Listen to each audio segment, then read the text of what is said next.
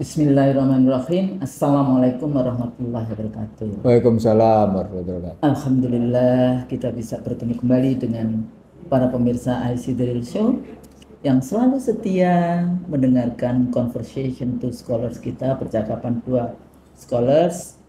Ini kata-kata scholars juga menakutkan nih antara saya Husnu Maria dengan sahabat saya Dr. Ihsanuddin Nursi. Kenapa Bang saya takutnya? Jangan sampai karena saya suka mengatakan scholars, nanti hisab kita hisab scholars nih. Ya, dan Dan itu lebih berat.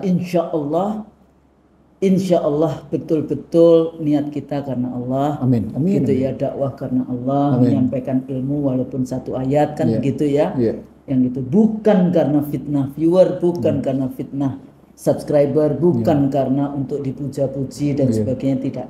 Tapi mudah-mudahan apa yang kita sampaikan yang benar itu dari Adalah benar dan yang salah adalah salah. Itu kalau salah itu tentu saja dari kami berdua, itu tentu saja kita mohon maaf. Ini mohon maafnya di depan nih, walaupun nanti kita juga mohon maaf. Tapi tidak mudah memang karena ya memang kalau kita menggunakan terminologi scholars, akademisi, ya memang insya Allah kita masuk di bagian itu. Tapi nanti juga hisab kita juga akan agak panjang juga dalam konteks itu. Tapi Bismillah, mudah-mudahan Allah memudahkan hisab kita nanti ya Bang ya. Ya. Ya, itu kita saling doa, mendoakan kami juga berdua ya para pemirsa IC Terus. Bang, kalau kita kan selalu kalau melihat percakapan kita selalu kita sandingkan antara what's going on, apa yang terjadi di dalam konteks global politics yang ada, tapi kemudian kita juga membahas tentang apa yang sesungguhnya sedang terjadi di negeri kita yang tercinta ini. Nah, kalau kita bicara tentang ini sudah lewat 6 bulan ya pemerintahan Prabowo kayak gitu ya, sudah lewat 6 bulan. Wah, yang namanya baik itu demonstrasi maupun terakhir isu tentang 4 pulau Sumatera Utara, Aceh yang kemudian dimasukkan ke Sumut, kemudian Sumatera Utara. Ini kok nggak belajar dulu juga begitu kan? Aceh menjadi bagian dari provinsi Sumatera Utara dan terus-menerus bergejolak dan akhirnya menjadi provinsi sendiri. Itu menyelesaikan beberapa persoalan yang dihadapi. Jadi kalau kita paham bagaimana karakter dari Aceh dan karakter Sumatera Utara, ya nggak perlu kemudian kita jadikan satu yang seperti apa yang terjadi hari ini. Demikian juga kasus tentang ekstraktivisme resources, ya, jadi bagaimana eksploitasi sumber daya alam yang itu. Pertanyaan saya kemarin kepada aktivis-aktivis di LHKP Muhammadiyah, saya tanya apakah kepulauan Gak, Raja Ampat itu tidak masuk di dalam hutan lindung atau wilayah yang dilindungi secara undang-undang kita atau bagaimana kayak gitu, dan siapa sebetulnya di balik itu. Tapi sebetulnya ekstraktivisme resources tentang nikel, emas, batu bara ini sudah pada level yang Bang Nursi selalu mengatakan tidak hanya cukup kita sebetulnya kaya, tapi yang kaya itu karena rezim yang berkuasa yang berkong kali kong atau persekongkolan jahat antara elit politik dengan elit ekonomi kayak gini, pebisnis dan penguasa dan pebisnis di dalam konteks itu. Nah, kalau kita bahas tentang kebijakan sosial, kalau secara teoritik itu kan kita bagi menjadi 3 Bang. Social development policies, bicara pendidikan, kesehatan, perempuan, penyandang cacat, HAM, lingkungan dan seterusnya. Kemudian economic policies, development policies itu industri, pertanian, lapangan kerja, dan seterusnya yang berhubungan dengan ekonomi dan makroeconomics. Ini yang keahlian luar biasa dari Bang Nursi kalau kita bahas tentang keuangan kayak gitu ya, dan yang berhubungan dengan semua keuangan, apakah perbankan, judol, pinjol dan sebagainya, yang anggaran negara, APBN maupun APBD. Nah, melihat sudah sampai seberapa ya kalau kita lihat isu pendidikan aja, kita sekarang kalau kita lihat kan terus menerus ini ada banyak masalah di dalam konteks ini. Adik-adik kita baru masuk perguruan tinggi. Jadi itu yang diterima itu dari cuma berapa persen, nggak sampai 30% Bang. Yang kemarin ikut ujian itu cuma 29, sekian persen yang diterima. Ya universitas negeri. Ya. Terus kemudian di MK katanya pendidikan gratis. Kira-kira bagaimana, padahal penyelenggaraan pendidikan kan negara tidak mampu menyelenggarakan pendidikan secara keseluruhan untuk TK, SD, SMP, SMA. Dan itu ada masyarakat yang berpartisipasi. Kalau masyarakat yang berpartisipasi tentu saja bagaimana operasional anggaran dari itu pasti dari masyarakat. Jadi ada beberapa isu yang kalau kita lihat bagaimana sebetulnya antara janji-janji. Jadi kalau kita rezim ini kan sebetulnya nggak cuma ini saja. Kalau kita track ke belakang kayak gitu ya, sejarahnya dari mulai Prabowo ingin menjadi presiden, tentu saja banyak statement-statement kalau mau berkuasa mau ngapain dan sebagainya. Dan setelah berkuasa ini kira-kira apakah langkah-langkah terutama yang bidang yang selama ini Bang Nursi selalu mengkritisi political ekonominya, kita bahas tentang kalau IC kan defense dan politiknya, dan politik misalnya politik kesehatan, politik pendidikan, politik lingkungan hidup, ya, political ekonomi, ketenaga kerjaan, keuangan dan sebagainya. Sebetulnya ini arahnya, apakah arahnya itu sudah sesuai dengan apa yang, jadi kalau kita lihat ada rancangan atau rencana, kalau dulu kan ada repelitanya mengikuti langkah-langkah itu, atau sebetulnya seperti yang kayak cut and paste atau dia potong di sini yang selalu kita disuruh, dia kan ahli strategi, ini adalah strateginya, atau kalau sudah jadi presiden kan harus ada transparansi dan accountability-nya juga. Nah, bagaimana Bang kita membaca persoalan domestik hari ini yang berhubungan dengan kebijakan-kebijakan dari rezim yang berkuasa sejak Oktober ya, Oktober, November, Desember, Januari, Februari, Maret, April, Mei, Juni, 9 bulan nih. Ya. Oke. Karena khususnya menyentuh soal pendidikan, saya langsung tertarik melihat perbandingan bagaimana cara Cina yang punya penduduk 1,4 miliar. Sekarang yang nomor 1 itu Cina atau India? Sudah dilampaui oleh India. Jadi India nomor 1, Cina cuma nomor bedanya cuma berapa ratus juta. Tipis. Bagaimana Cina mencerdaskan kehidupan masyarakatnya. Dan di situ berhadapan dengan Amerika yang juga berusaha mencerdaskan kehidupan masyarakat. Saya mengambil studi tentang tingkat partisipasi pendidikan baik di Cina maupun di Amerika gitu.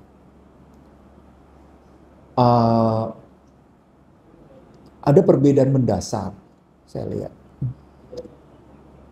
Nah, Amerika sebenarnya melihat jauh sebelum Donald Trump bicara tentang menghentikan pembiayaan pendidikan di negara bagian dan menyerahkan biaya pendidikan di negara bagian itu pada negara bagian, anggaran negara bagian.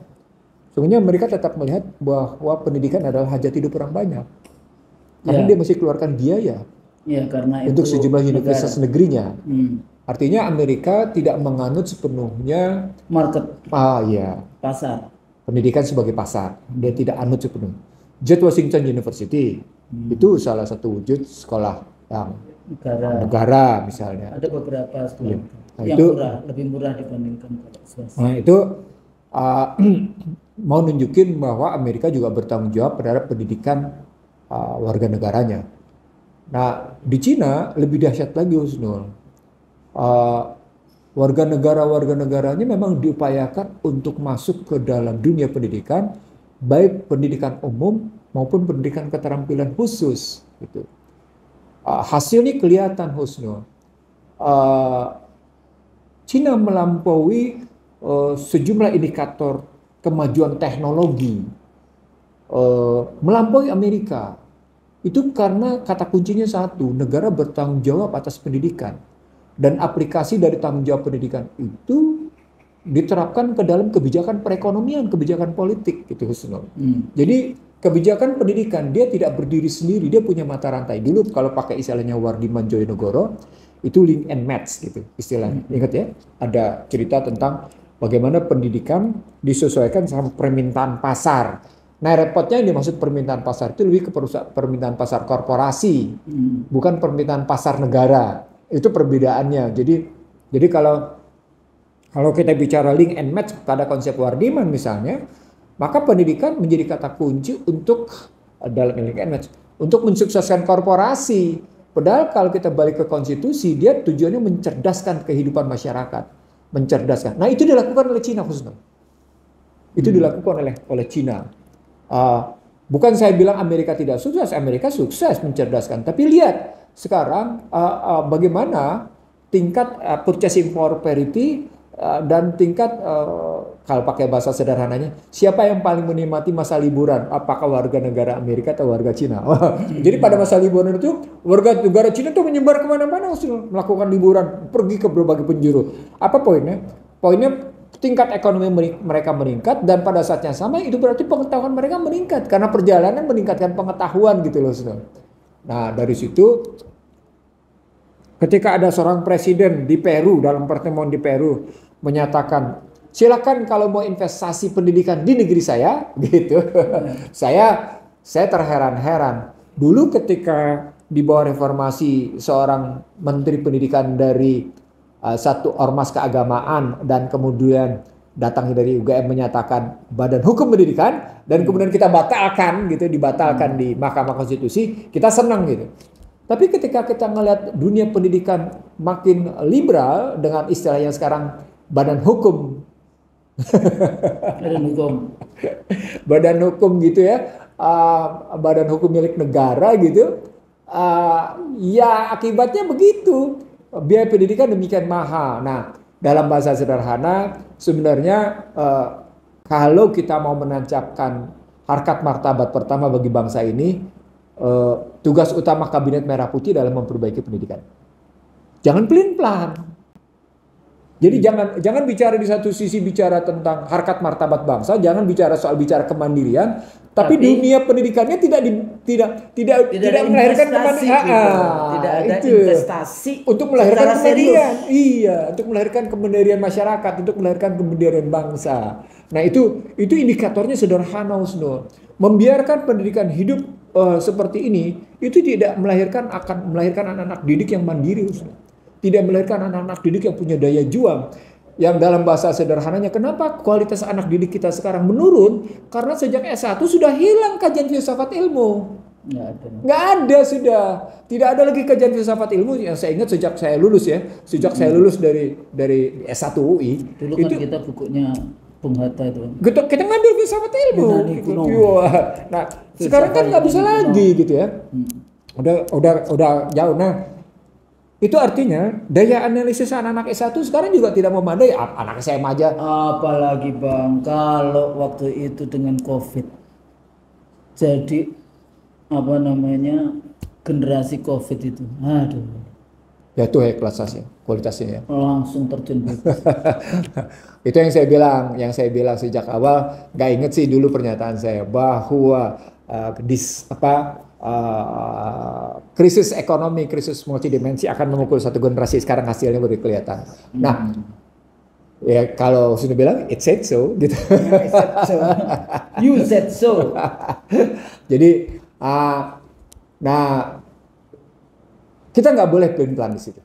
Itu dulu satu. Di dunia pendidikan kita harus tegas bahwa dunia pendidikan bertujuan untuk mencerdaskan kehidupan masyarakat. Dan dalam rangka mencerdaskan kehidupan masyarakat, dia mengalir dari posisi pemerintahan adalah format pendidikan yang menunjukkan keteladanan.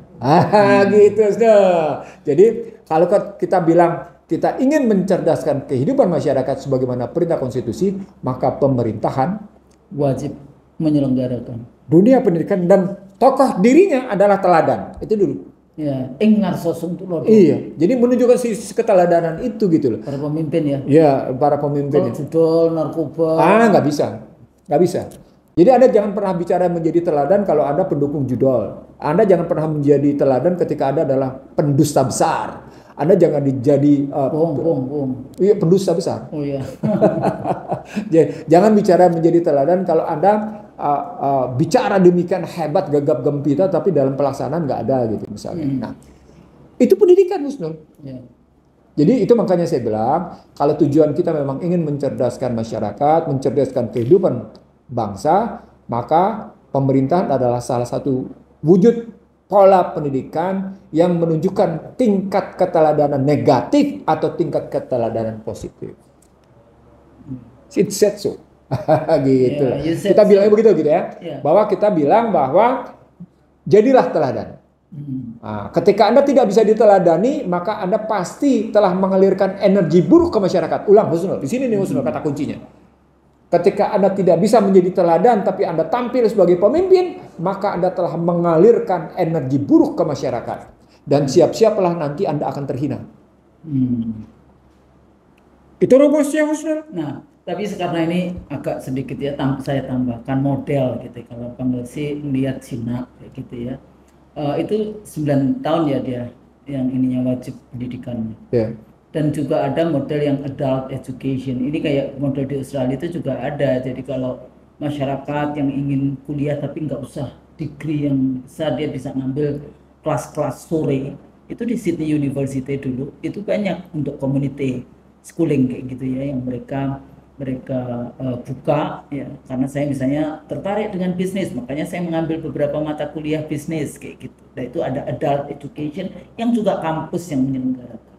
Itu ada kurikulumnya centralized, ada pressure, intense pressure yang dihadapi oleh ini spending. Kalau tadi bicara tentang sejauh mana APBN dari negara itu diperuntukkan untuk pendidikan, walaupun kalau Indonesia itu 20%, apakah 20% semuanya diambil oleh Kementerian Pendidikan dan Kementerian Agama kan, dua kementerian kan yang menentukan. Tapi di Indonesia itu banyak sekali. Kementerian Pertahanan punya universitas, dalam negeri punya universitas. Ini BUMN aja yang sudah punya corporate university. Universitas. Istilahnya corporate university. Ya, jadi bagaimana kayak gitu. Tapi ada yang model yang menarik, itu Kuba. Waktu itu saya bikin conference dan kebetulan Dubes Indonesia yang di Kuba itu dulu mahasiswa saya di S2 HI, yang juga orang Deplo dalam konteks. Ya di sana juga sama free, ya. Tapi menariknya Kuba itu sampai doktor free. Jadi dari kindergarten sampai doktor free. Dan mereka mengkhususkan yang luar biasa itu science dan medicine. Dan yang luar biasa lagi karena mereka bicara equality, itu 75% yang kuliah kedokteran di sana itu perempuan. Dan setelah selesai mereka kirim itu ke Middle East, kemana-mana negara yang maju. Tapi lagi-lagi ini komunis, Bang. Kayak Cina itu juga kayak gitu. Kurikulumnya kurikulum komunis gitu. Pasti kan ada pesan-pesan apa di dalam konteks kurikulum. Jadi di satu sisi method, di satu sisi sistem boleh.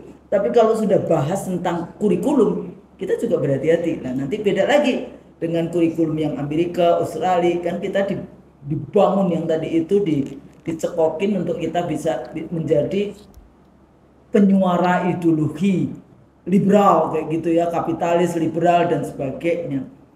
Nah ada juga kalau kita melihat Al-Azhar di Kairo. Al-Azhar itu Bang, mau mahasiswa Indonesia pun berapa ratus pun yang diterima gratis. Tapi di sana yang dikuatkan itu wakaf, sedekah dari masyarakat sana yang membiayai kampus itu. Nah kita bagaimana sebetulnya kalau kita bicara tentang government spending, masyarakat spending on education? Kalau kita lihat, kita menginginkan generasi emas 2045, tapi seberapa yang namanya negara menginvestasikan di dalam konteks itu kalau di dalam kajian ekonomi politik? Kalau sampai di situ sesungguhnya karena konteks social trust each other di Indonesia rendah. Itu bisa diindikasikan dari pendayagunaan Basnas dan wakaf. Kalau pakai indikator di situ, misalnya kelihatan di situ. Nah itu menggambarkan, itu yang saya bilang, kita mayoritas Muslim, tapi kita sekuler. Sehingga kita tidak melihat bahwa pendidikan adalah public services. Iya. Harusnya kan public service. Public services. Itu makanya saya bilang tadi, kalau memang tujuannya memang mencerdaskan kehidupan masyarakat, mencerdaskan kehidupan bangsa, Maka dunia pendidikan tidak boleh sepenuhnya diliberalkan, tidak boleh sepenuhnya dilepas ke pasar untung rugi gitu loh. Tidak boleh begitu gitu. Nah, itu kembali lagi ke dalam struktur pendidikan dan struktur kebijakan. Makanya kita tidak boleh, istilah saya tadi, tidak boleh pelin-pelan ngelihat kebijakan pendidikan. Nah, khususnya tadi ngelihat Kuba, saya ngelihat Cina, saya ngelihat beberapa negara. Nggak usah situ deh, lihat Singapura aja. Tanggung jawab pendidikannya bagus, kebijakan pendidikan terhadap masyarakatnya gitu, sehingga dia bisa universitasnya bisa masuk ke rating yang bagus di panggung internasional. Atau kita lihat nggak usah jauh-jauh juga di Malaysia, setelah dia belajar dari Indonesia dia bisa lebih baik gitu. Kayak gitu ya, jadi melompat. Nah, yang lucunya beberapa waktu lalu gitu ya, saya diskusilah dengan pejabat di UI kayak gitu. Mereka ingin menjual kampus kita ke Cina. Ngapain? Ya boleh-boleh aja sih, tapi hati-hati punya mahasiswa, karena di kelas saya aja juga ada mahasiswa Cina. Waktu saya tanya, ngapain kamu kuliah di sini? Intel ya, gitu saya kadang-kadang kan saya tanya. Artinya bagi bangsa maju, mereka akan melihat betapa yang namanya pendidikan itu bukan sekedar produk strategik, tapi produk strategik fundamental. Makanya tadi saya katakan centralized kurikulum ini komunis ateis, ataukah centralized kurikulum ini adalah sekuler atau liberal. Kayak model di Prancis dan di Swedia itu pendidikan misalnya diwajibkan murid-murid itu kan, kalau di Prancis kan nggak boleh nih pakai hijab sampai SMA karena dianggap masih anak-anak. Jadi SMA itu sampai SMA nggak boleh pakai hijab gitu. Ada undang-undangnya pula. Dan kemudian dalam kurikulum ada pendidikan LGBTQ. Nah, kalau ada orang tua Muslim, karena ada 5 juta masyarakat Aljazair Muslim yang ada di Prancis, 5 jutaan ya, nggak pas kayak gitu. Itu dia menarik kembali anaknya karena tidak disekolahkan jadi homeschooling, itu negara bisa mengambil anak itu untuk dikembalikan lagi ke kurikulum. Itu yang tadi saya katakan, model liberal sekuler ala barat, model komunis ateis ala yang tadi negara-negara komunis, atau kita bahas Pancasila. Iya. Atau kita bahas Islam. Atau maksudnya larinya nanti ketuhanan yang maha besar. Kurikulumnya seperti apa? Karena dulu semua undang-undang pendidikan kita itu bicara tentang apa? Iman, takwa, baru kemudian knowledge-nya di dalam konteks itu. Kan begitu. Berakhlak mulia, beriman dan beriman dan bertakwa. Kita kembali Bang. Jadi kalau balik lagi tadi bahas tentang kebijakan pendidikan juga ada plan-plannya juga ya. Iyalah, karena tidak boleh diliberalkan ya. Jadi kalau kita memang mau kembalikan semangat seperti semangat para pendiri republik, nggak bisa. Mencerdaskan kehidupan bangsa. Itu ada di pembukaan yang tidak bisa.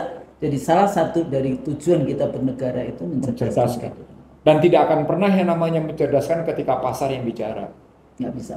Susah. Gitu. Karena kecerdasan akan disesuaikan sama kebutuhan mereka. Pasar. Dan selalu cara pandang filsafat pendidikannya adalah untuk bekerja, untuk jadi buruh. Ingat nggak menteri yang, dan itu benar ya? Ada kasus kemudian penggunaan anggaran apa itu, yang korupsi dan sebagainya. Yang sekian triliun itu. Sekarang sedang sekian. Nah, kembali lagi kalau kita bahas itu social development policies-nya seperti itu. Dari social development policies apa? Tapi balik lagi lah, kita di IC dari ISO banyak sekali bicara tentang political economy.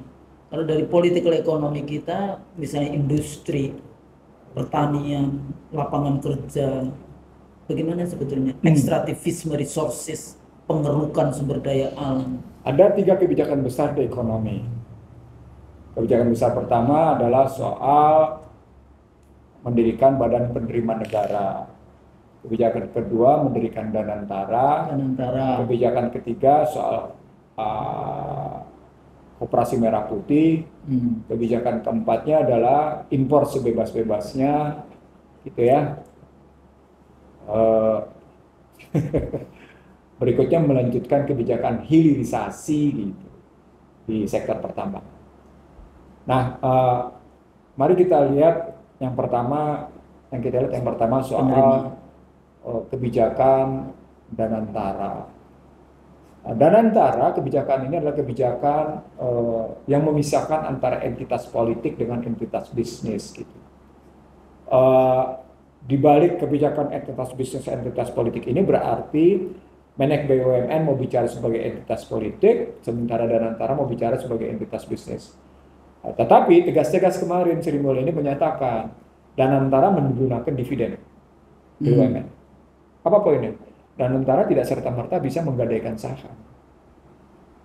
Gitu. Nggak boleh. Karena persetujuan Menteri Keuangan. Kan 99,99% dananya dari Jadi seluruh saham pemerintahan yang ada di Danantara, jika hendak didaya gunakan dalam rangka investasi atau dalam rangka permodalan, harus persetujuan Menteri Keuangan. Itu pakai 17 2003 Keuangan Negara. Walaupun dalam 17 2003 diberikan kuasa kepada Menteri BUMN. Tapi BUMN sekarang entitas politiknya sesungguhnya berada dalam posisi antara Menteri Keuangan sama Danantara sendiri. Ini yang kemudian menghancurkan posisi, sehingga saya melihat memang Undang-Undang 1 2025 ini adalah undang-undang super kilat yang melahirkan banyak masalah. Di balik itu sebetulnya apa sih Danantara ini? Danantara sebenarnya sovereign wealth fund. Dia menggunakan kekuatan. Ini kan model-model liberal kayak dulu BI liberalkan, dimandirikan, Danantara ini sebenarnya model di mana keuntungan BUMN didaya gunakan sepenuhnya untuk investasi. Kan sebenarnya kalau kita pakai akuntansi, setiap yang namanya keuntungan itu dibagi 3. Mana yang dibagi, ya, mana yang ditahan, mana yang diinvestasikan kembali. Dibagi 3 itu biasanya, Ulang, biasanya. Mana yang dibagi, mana yang ditahan, mana yang diinvestasikan kembali. Nah sekarang ketika Sri Mulyani menyatakan Danantara menggunakan dividen, maka sesungguhnya dia sangat tergantung pada RUPS si BUMN. Sementara RUPS BUMN tergantung pada Danantara. Ya kok muter-muter. Tergantung kemudian pada pemegang sahamnya. Nah sekarang siapa nih? Nah di situ keputusan nanti penggunaan dividen sepenuhnya tergantung sekali pada Danantara. Mana yang mau dibagikan, mana yang tidak dibagikan pada BUMN yang saham pemerintahnya dominan. Nah, pada konstruksi seperti ini, maka model Danantara adalah model capital intensive, model padat modal. Nah, ketika bicara padat modal, maka kata kuncinya berikutnya adalah soal internal rate of return. Tingkat pengembaliannya berapa? Nah, kembalinya ujung-ujungnya adalah ngebandingkan dengan yang namanya nilai tukar, ngebandingkan dengan suku bunga. Sepanjang internal rate of return-nya rendah, BEP-nya kelamaan, kalah sama yang namanya harga emas, ya naiknya harga emas, kalah dengan kenaikan jatuhnya harga nilai tukar gitu, depresiasi, maka Danantara tidak untung. Itu aspek keuangan, sepenuhnya capital intensive karena ceritanya padat modal. Maka indikatornya tidak suka adalah soal financial performance. Di sini bedanya dengan BI? Kalau BI memang dia beroperasi untuk menstabilkan keuangan dalam rangka jual beli mata uang. Nah, di situ BI. Dan statusnya dia punya kebijakan moneter yang tidak bisa diintervensi. Nah, ini soal BI terbatas hanya soal pasar uang dan stabilitas nilai tukar fungsinya. Hanya di situ BI. Dan kedua sistem pembayaran karena regulasi dan pengawasan perbankannya diambil oleh OJK. Nah, Danantara tidak. Danantara sepenuhnya menggunakan uang dalam rangka menginvestasikan kembali. Jadi dia bisa, tapi dia bisa juga seperti posisi BI, pasar uang. Nggak bisa. Jadi harus investasi. Dia bisa ikut main pasar uang, silakan jual beli pasar uang boleh. Tapi ada ketentuan. Wilayah mana bisa diinvestasikan? Misalnya membeli surat utang. Membeli surat utang siapa? Atau menjual surat utang. Nah, ketika membeli surat utang, menjual surat utang, nah, kata kuncinya ketika menggadaikan surat utang, ini berhubungan dengan saham. Nah, di sini ketemu dengan namanya kekuatan Sri Mulyani sebagai pemegang saham. Karena Undang-Undang 17 2003, BUMN sebagai aset aset yang dipisahkan, aset negara yang dipisahkan, itu tetap ada di Menteri Keuangan yang dikuasakan kepada Menek BUMN. Menek BUMN sekarang entitas politik menyerahkan kepada Danantara. Nah, di mana pelin-pelannya? Pelin-pelannya adalah Kalau dia memang capital intensif, maka kata kunci berikutnya adalah menghitung seluruh investasi untuk menunjukkan bahwa tingkat pengembaliannya adalah tinggi karena tujuannya memang melahirkan benefit, melahirkan profit. Nah, kalau dalam rangka kemandirian keuangan, maka harus masuk ke dalam wilayah public goods. Disitulah problematiknya ketemu dengan yang namanya Pertamina dan PLN.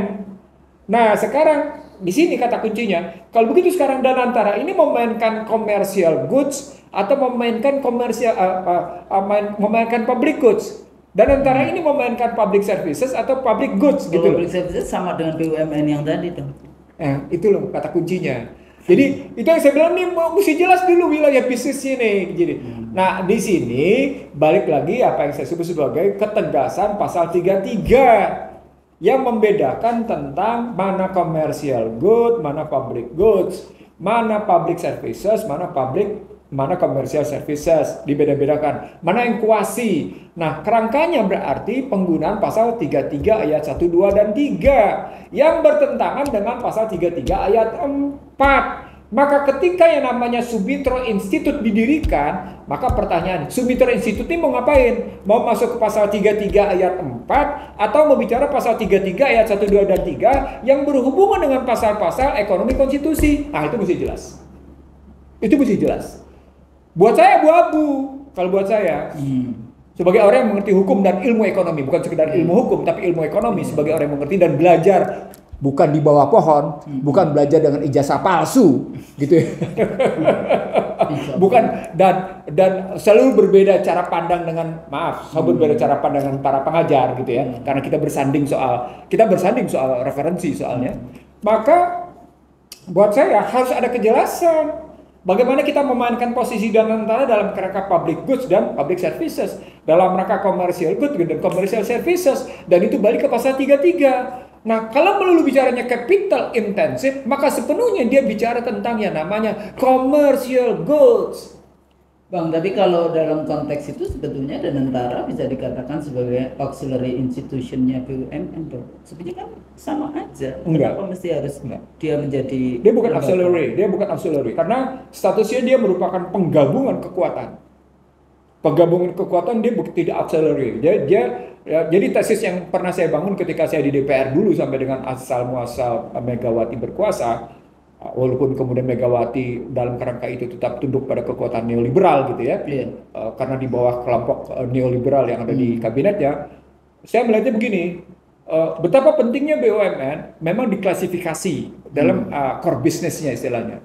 Core business-nya apa, diklasifikasi sedemikian rupa, lalu dibangun key performance indicator-nya karena berhadapan dengan indikator-indikator yang berbeda antara public services dengan public goods, antara commercial services dengan commercial goods. Tapi di Danantara bisa investasi di komersial, BUMN kan enggak? Atau BUMN juga sama? Boleh, sama, tidak ada masalah. Cuma dia menjadi kayak, enggak, kalau dilihat dari kerjanya, struktur kerjanya dan sebagainya, ya sama aja kan antara BUMN. Tapi enggak, dia tetap ditentukan oleh si Danantaranya. Pertamina mau ngebangun, misalnya sekarang Pertamina mau ngebangun kilang, Pertamina kilang mau ngebangun gitu ya. Maka dia balik bicara dengan Danantara. Danantara, kami butuh uang nih. Butuh uang untuk bangun kilang. Nah, Danantara injeksi ke situ. Gitu. Biasanya kalau BUMN cuma mengambil. Nah, beberapa kemungkinan tadinya orang bisa melakukan dengan modal mencari kemitraan strategis, atau mencari IPO, atau mencari modal, atau mencari pinjaman, modalnya begitu gitu. Sekarang mereka balik dulu ke Danantara, nanti Danantara yang menyelesaikan untuk kebutuhan modalnya. Itu modalnya begitu. Tapi yang ingin saya sampaikan, sepanjang tidak ada kejelasan soal public goods, public commercial goods, commercial services gitu ya, dan kuasinya, sepanjang itu sesungguhnya kebijakan bisa menjadi serba abu-abu. Tergantung sekali pada suka-suka pemerintah gitu. Misalnya ketika kita mau bicara soal katakan orang tadi bilang begini, wah infrastruktur, kita bangun infrastruktur supaya terjadi keseimbangan antara infrastruktur di Jawa dengan infrastruktur di luar Jawa. Faktanya Tetap saja Jawa menjadi pusat pembangunan. Iyalah, Bisa karena nggak bisa enggak karena apa? kepentingannya juga berbeda. Di situ artinya ada Penduduknya berbeda. kata kunci itu. Di situ ada kegagalan distribusi pembangunan, ada kegagalan distribusi kebijakan ekonomi kependudukan. Di situ Iya. Makanya saya dulu tahun 2010 aja sudah nulis artikel. transmigrasi itu Ya itu saya buat ngomong itu. itu ekonomi kependudukan sebenarnya. Ekonomi kependudukan. Dan itu sejak Belanda kan. Nah, balik lagi ke isu migran jadinya kan. Dulu kan ya negara-negara kerajaan zamannya Belanda kan kita banyak sekali kerajaan-kerajaan yang tahun pertama tahun 1905 ya yang transmigrasi ke Lampung. Tapi pada saat yang sama juga banyak sekali tenaga kerja orang-orang Indonesia yang kemudian dikirim ke Suriname, dikirim ke Kolombo, ke Madagaskar, ke Afrika Selatan, ya menjadi tenaga-tenaga buruh perkebunan atau karena perlawanan terhadap Belanda kayak Syekh Yusuf yang kemudian dibuang ke Afrika Selatan, Kolombo kayaknya kurang jauh, Madagaskar kurang jauh lagi akhirnya ke Afrika Selatan, atau yang di Fiji ya, kita juga punya banyak yang di Fiji di dalam konteks itu. Saya Yusuf itu orang Bugis ya, dari Makassar ke sana. Yeah. Nah itu di era apa namanya penjajahan. Nah sekarang juga kalau kita bicara tentang migrasi tenaga kerja, kita mengirimkan juga tenaga kerja lower class, yaitu pembantu rumah tangga ya, pokoknya di dalam konteks lower class kayak gitu, sopir yang TKI TKW kita ke Malaysia, Hong Kong, Taiwan, Middle East, ke Arab dan seterusnya. Tapi pada saat yang sama kita juga menerima tenaga kerja asing dengan investasi. Ini balik lagi ke kebijakan investasinya, ini ada plan-plannya enggak di dalam konteks itu. Dan kemudian ini kan meneruskan sebetulnya. Kalau kita bicara obor, ingat nggak Bang Nursi selalu bicara investasi yang 5I, 7I di dalam konteks itu. Jadi kalau balik ke soal tenaga kerja, balik dulu ke akarnya. Akarnya adalah kalimatnya tiap-tiap warga negara berhak atas pekerjaan dan penghidupan yang layak bagi kemanusiaan. Itu balik dulu ke situ. Jangan langsung bicara undang-undang ketenaga kerjaan. Jangan langsung bicara undang-undang dulu. Jangan langsung bicara charter Asian Charter gitu ya. Jangan bicara juga soal 17 Undang-Undang 2507 tentang penanaman modal sehingga terjadi kebebasan tenaga kerja. Nah, kalimat tiap-tiap warga negara berhak atas pekerjaan. Jadi tiap warga negara berhak atas pekerjaan, penghidupan yang layak bagi kemanusiaan, maka dia pekerjaan yang ada di Indonesia tidak boleh sesungguhnya diserahkan ke tangan asing sepanjang orang Indonesianya mampu mengerjakan. Saya pernah mendengarkan langsung. Jadi ketika hilirisasi atau ketika namanya pembangunan pertambangan mengizinkan yang namanya tukang cuci, tukang ngepel, satpam, operator, supir, segala macam itu diberikan ke orang asing berdasarkan perjanjian turnkey project dan karena undang-undang Asian Charter gitu ya, dan Asian Charter kemudian punya perjanjian dengan Jepang, Korea, dan Cina, dan kemudian basis aplikasinya pada turnkey project, maka dilanggarlah konstitusi. Itu mikirnya. Kalau bicara tenaga kerja, pelanggaran konstitusi itu kan bisa diimpeach. Bisa impeach, dia maju-kan. Artinya sesungguhnya tidak bisa terjadi pembenaran atas posisi menghadirkan tenaga-tenaga kerja yang katanya orang Indonesia tidak mampu berbuat, padahal dia cuma menteri loh itu. Iyalah, menteri, walaupun menteri yang ngomong tapi kan dia tidak berpengetahuan tentang konstitusi. Dia boleh menteri, makanya seorang menteri harusnya menguasai dulu konstitusi, dengan keahliannya dia bicara tentang konstitusi. Bagaimana konstitusi menyatakan, mengaturnya, konstitusi gitu. Mengatur. Iya, di situ. Nah, itu kalau perspektifnya begitu. Jadi Asian Charter nanti berhubungan dengan namanya Undang-Undang Ras Diskriminasi, anti diskriminasi 38 2008. Lalu bicara nah, lucunya diskriminasi, Indonesia tidak boleh mendiskriminasikan tenaga kerja asing. Loh, untuk apa kita bikin negara? Ambil contoh tuh bagaimana Trump sekarang. Bagaimana dia ngusir semua imigran. Iya. Namanya American First, Obama kan waktu itu. Iya. Sekarang Trump. Ya, lihat kelihatan gitu ya. Jadi Artinya ketika kita ambil Itu afirmasi sebetulnya. iya, kebijakan afirmasi namanya. Kebijakan afirmasi. Jadi artinya kalau kita memang tidak ingin plan, maka terapkan saja konstitusi. Tadi undang-undang diskriminasi ras diskriminasi itu 38 2008. 38 2008. berarti era SBY dong. SBY. Jadi memang SBY memperkokoh lewat namanya Undang-Undang 2507 tentang penanaman modal, diperkokoh lagi lewat ASEAN Charter, diperkokoh lagi lewat Undang-Undang anti diskriminasi. Nah, di situ kalau dalam konstruksi pekerjaan dia harusnya mengaplikasikan tetap 27 ayat 2. Tapi ternyata mereka tunduk pada posisi undang-undang yang dibikin dengan merujuk pada ASEAN Charter. Berarti sebentar. Pada posisi ASEAN Charter itulah bukti Indonesia terindoktrinasi, terdikte oleh Amerika. Amerika. Itu liberal ya? Liberal. Karena kata-kata ASEAN Charter sebenarnya aplikasi dari Trans-Pacific Partnership. Itu di bawah gagas Obama. Jadi ASEAN Charter itu sebenarnya gambaran Trans-Pacific Partnership, yang namanya blok-blok perekonomian dulu namanya. Blok-blok perekonomian. NAFTA posisinya. Lalu kalau untuk yang namanya ASEAN disebutnya TPP, Trans-Pacific Partnership, gitu ya. Kalau untuk ini diterapkanlah undang-undang ASEAN Charter, diterapkanlah undang-undang anti diskriminasi. Lalu disitulah muncul betapa sesungguhnya kita mengabaikan pasal 27 ayat 2. Itu pelin-pelan di situ. Kita nggak jelas.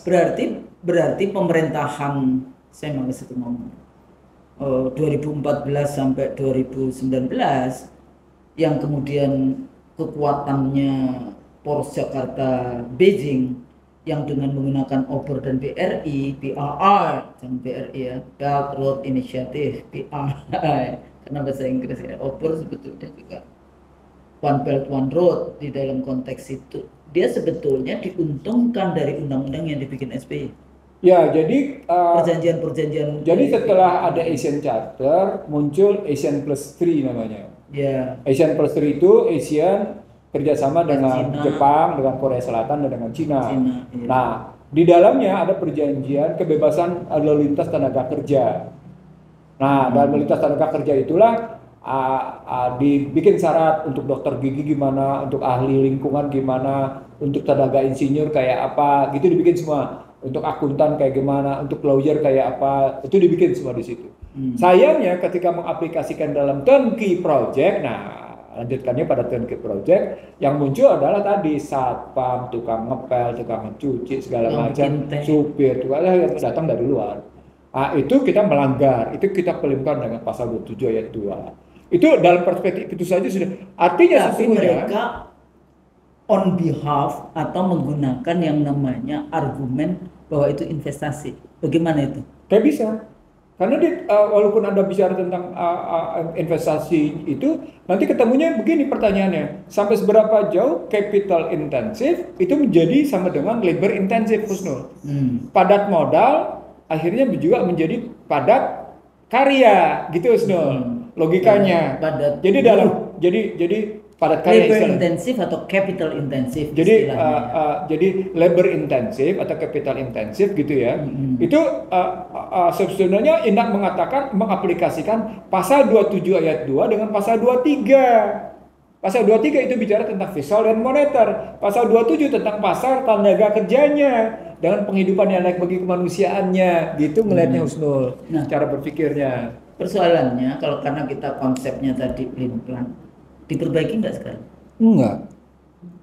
Undang-undang ini masih terus berlaku ya? Undang-Undang 1/2025 ya, untuk menunjukkan pada posisi capital intensif sebagai aplikasi lebih lanjut dari Undang-Undang 2507 tentang penanaman modal, sebagai aplikasi lebih lanjut dari Undang-Undang ASEAN Charter, sebagai aplikasi dari Undang-Undang anti diskriminasi, pada hakikatnya menunjukkan nggak ada urusan dengan tenaga kerja. Maka keluarlah kebijakan apa?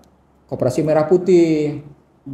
Koperasi Merah Putih itu ditujukan dalam rangka tadi labor intensif. Sekarang pertanyaan, apakah labor intensif dalam Koperasi Merah Putih bisa terselesaikan? Saya bilang nggak bisa, karena dalam prakteknya Anda tidak menumbuhkan dulu modal sosialnya. Gitu cara berpikirnya. Jadi kan kita bilang tadi modal sosial, modal politik, modal ekonomi, modal kultural. Nah, antara masing-masing modal dijembatani oleh modal digital, gitu loh. Iya. Begitu ngeliatnya. Konsepnya begitu gitu. Structure, flow-nya begitu gitu. Nah, kalau modalnya begitu, maka kita nggak bisa bilang bahwa nggak boleh capital intensif lewat Danantara melupakan labor intensif. Gitu.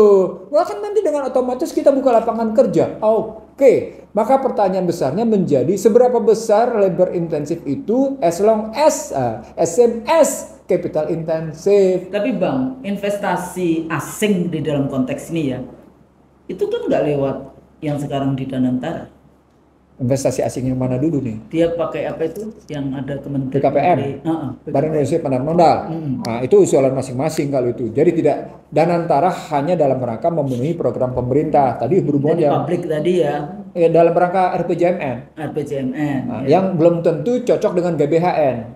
Oke. Karena GBHN-nya nggak ada. Nggak ada. Artinya belum tentu cocok dengan konstitusi. Betul, gitu. Iya, artinya belum. Undang-undang dasar. Iya. Kembali ke Undang-undang dasar. Jadi belum tentu cocok sama visi dan misi, gitu. Bernegara. Iya, jadi begitu balik-baliknya. Nah, struktur Kementerian Investasi posisinya di mana? Iya, dia cuma sekedar menerima keinginan investasi dari pihak asing. Dia cuma sekedar melayani kebutuhan Danantara. Ya, itu yang disebut dengan kebijakan satu pintu. Ya, kebijakan satu pintunya diserahkan kepada BKPM. Tapi persoalannya ya di beberapa diskusi, seminar, scholarship, akademisi. Itu kalau sudah ngomongin investasi itu kayaknya kita itu hidup hanya kalau ada investasi. Nah, itu karena tadi itu ideologi. Iya, time value of money. Enggak yakin, enggak mandiri, enggak itu ya. Time value of money. Waktu itu adalah uang.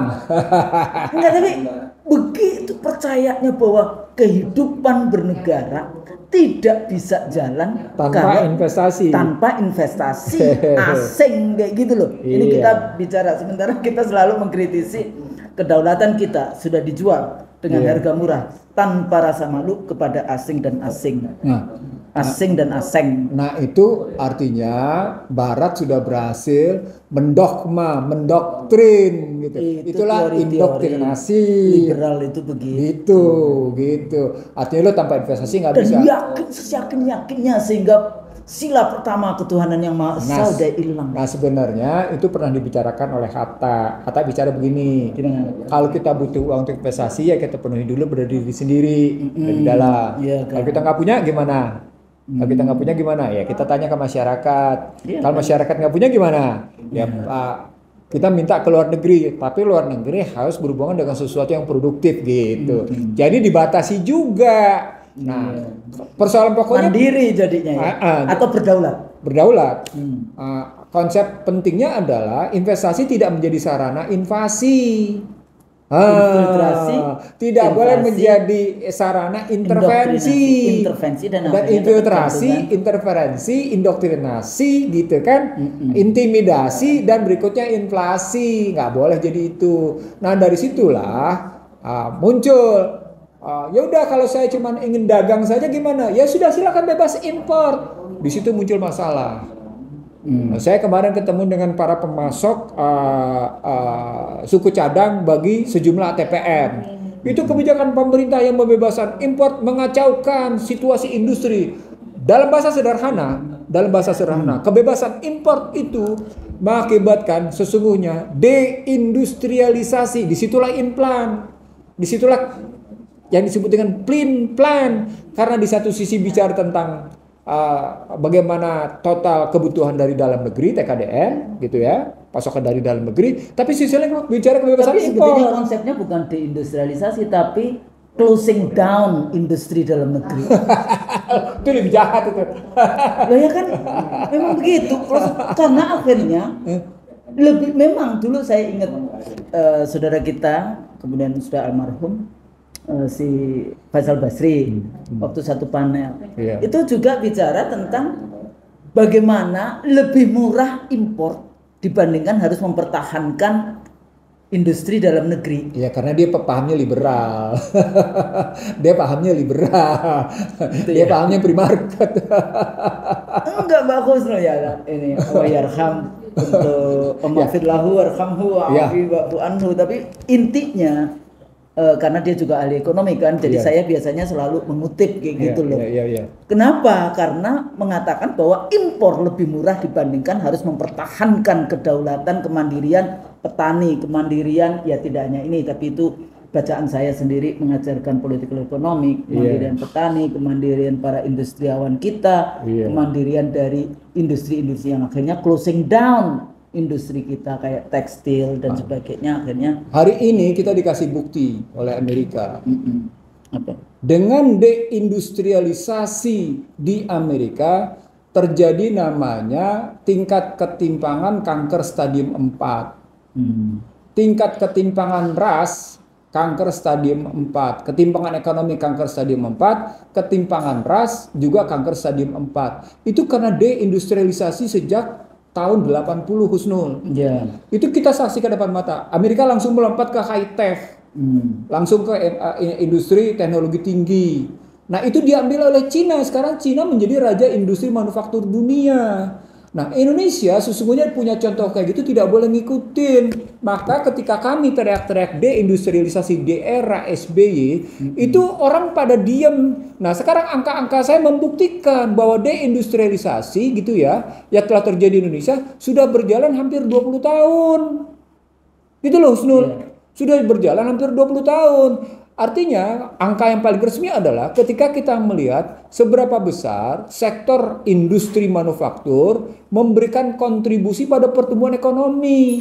Di era Orde Baru dia bergerak antara 28 sampai dengan 30. Di era sekarang bergerak antara 18 sampai dengan 19 dan terus menurun.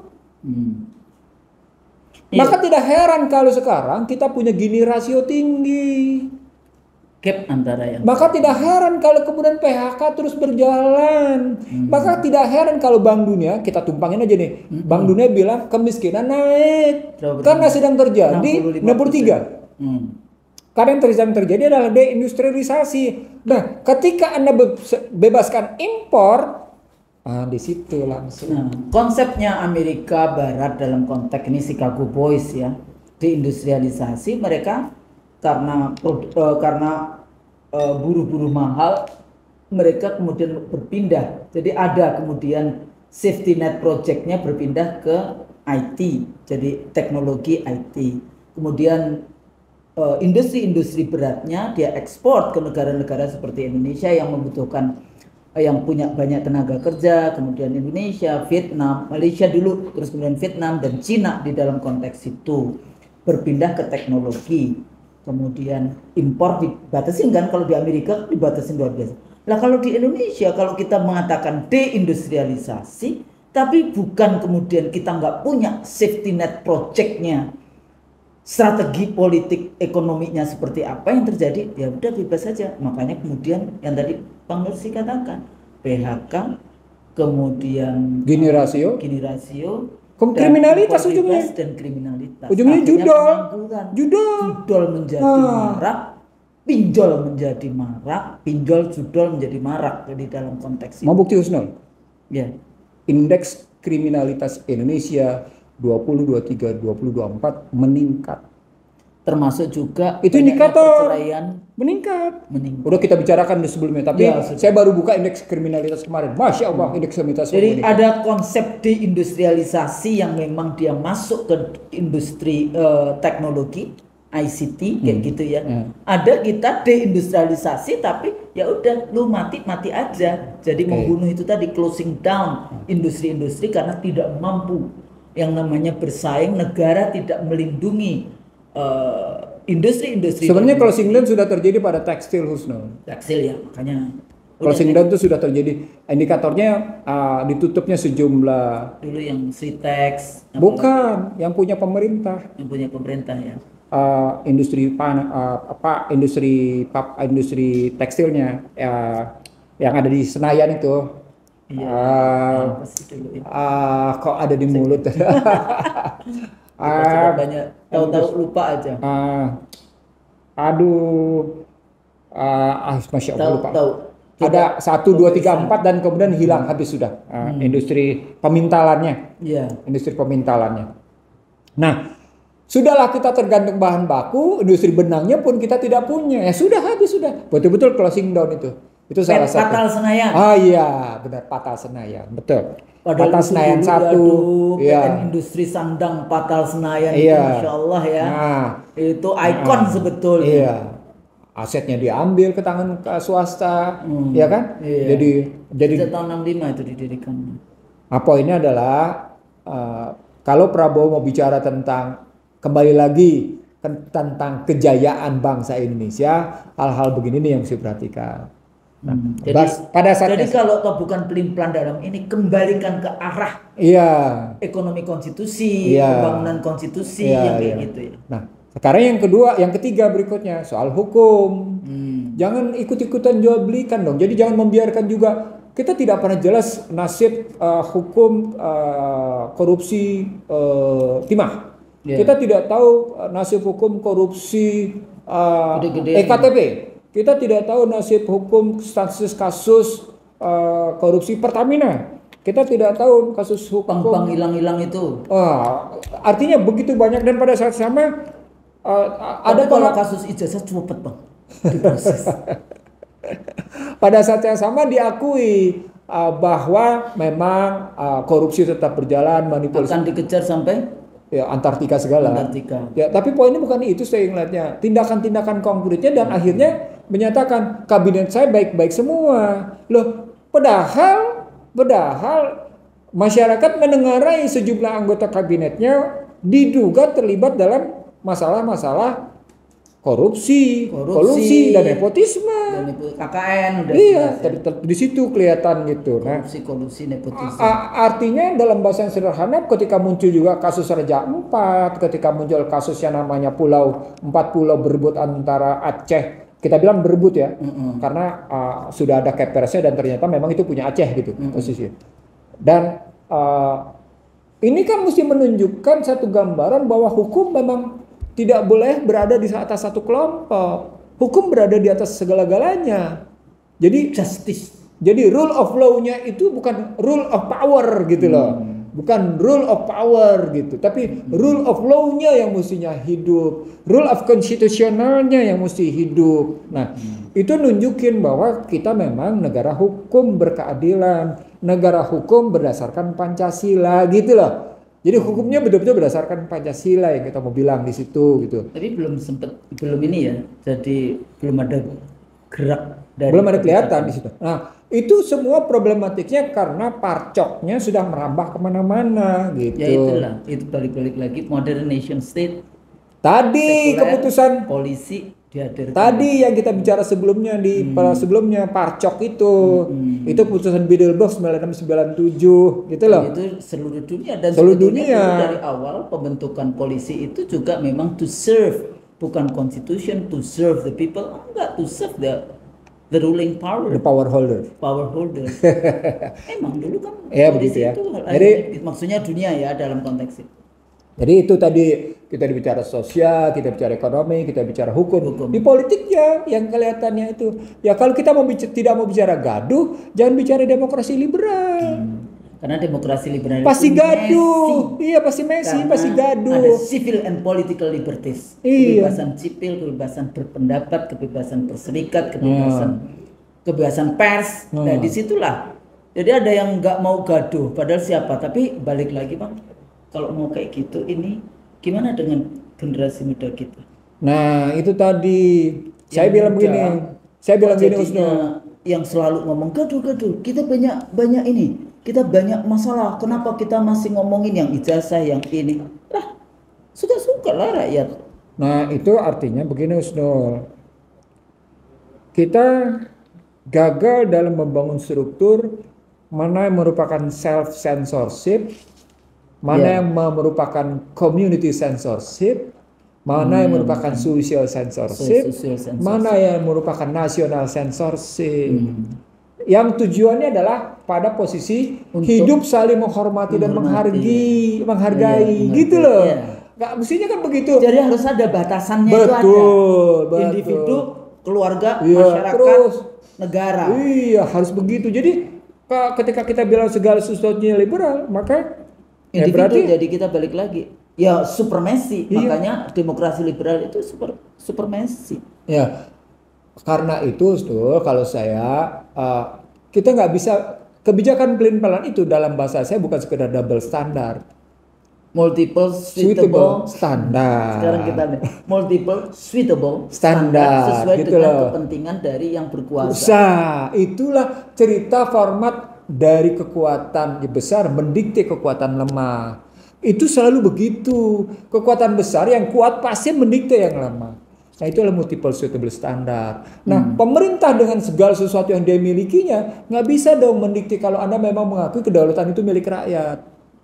Nggak Ya bisa demokrasi dong. kan people sovereignty. Iya, jadi nggak bisa dong begitu gitu. Kalau apalagi Anda mengakui bahwa yang namanya sumber dan ujung dari kedaulatan itu ada di rakyat, Anda nggak bisa dong begitu gitu. Jadi kita mau bilang, yuk bikin kebijakan yang berkesinambungan, tapi dia tetap berpijak pada kekuatan konstitusi sesuai dengan semangat pendiri bangsa.